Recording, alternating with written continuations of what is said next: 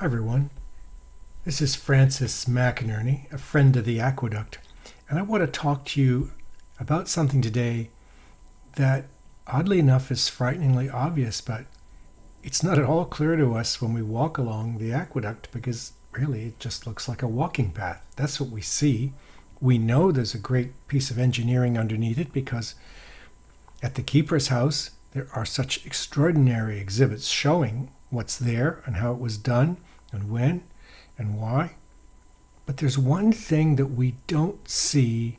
It's not entirely obvious, but it's this. The Old Croton Aqueduct made America a superpower. That's what we're going to learn in the next few minutes. A superpower. That's right. What you're walking on is what made the United States a superpower. In other words, every step you take is on what is, without question, the biggest geopolitical event in human history.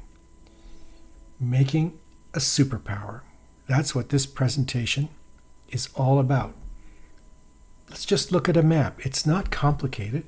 Here you have a map of the continental United States. The first thing you notice is that the United States is the largest inhabitable landmass in the mid-latitudes worldwide. You go east, you're under the Mediterranean. You go west, you're in the Himalaya. This is a gigantic inhabitable landmass. The market potential was huge. If you could harvest what was in this space, you could create a superpower. No question about it. Now, this is the most interesting point about the Old Croton Aqueduct. New York and the Hudson-Erie Canal were the only East Coast access points to the U.S. interior. All other towns and cities on the East Coast were blocked by the Appalachians. Remember, this is well before the railroads. The only way to get into the interior was through New York. All of Europe could trade with the continental United States, exploit everything in there, make everyone money, growth, scalability, and that's why New York built the Erie Canal in 1825 to get access above the falls into the lakehead and connect Europe to the full U.S. agricultural and industrial potential of the United States. The lakehead all the way through to the interiors, to the Rockies, down through the upper Mississippi, a vast, vast connectable space, but only through the Hudson River to New York. New York had indeed one of the largest deepwater harbors anywhere in the world. It was perfect for any and all ships and cargoes, protected by Staten Island from storms. But New York's growth was limited by a lack of water. New York was constantly choked by fires, drought, and disease, and that is what you learn at the keeper's house. The fires, the drought, and the disease were a plague. The fact is, though, that if New York is not scalable, the United States is not scalable. That was the issue confronting Americans in the 1820s and 30s. If New York is not scalable, nothing in the interior, no matter how beautiful New York's harbor was adapted, will be harvestable in a sense. So, it was the Old Croton Aqueduct to the rescue. An engineering marvel, as the docents at the keeper's house can show you time and again. The OCA bought water to New York City. It slashed the fire risk, safe water to drink for everyone, and new sewerage possibilities limited disease outbreaks like cholera. This was a new world. With the Old Croton Aqueduct, New York could scale. The OCA allowed New York City to leverage the Hudson and Erie Canal. The OCA accessed the continental U.S. for global markets.